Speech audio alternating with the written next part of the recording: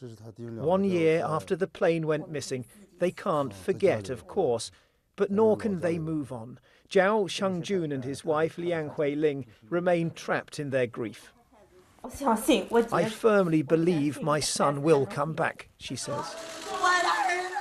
The suffering of the families has at times been made worse by insensitivity. There was the night that some of them received the news that the flight had ended in the Southern Ocean by text message.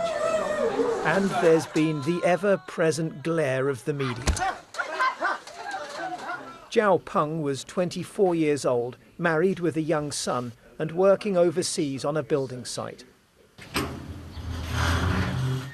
For his family, the disappearance of MH370 is no intriguing mystery. On their small plot of land in China's Hebei province, it has left behind only a sense of enduring tragedy.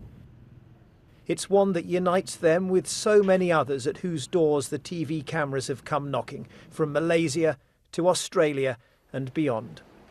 153 of those on board were Chinese, holidaymakers, businessmen, artists and construction workers from villages like this one across China.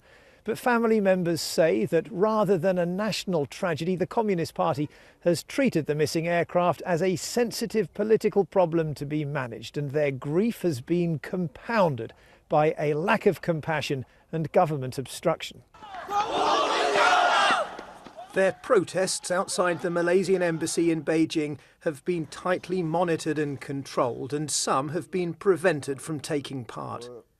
I've been blocked from social media, Mr. Zhao tells me. They told me I'd been saying bad things, he says. While the world remains gripped by MH370's disappearance, the families remain desperate. It's for them, of course, that it needs to be found. John Sudworth, BBC News in China's Hebei province.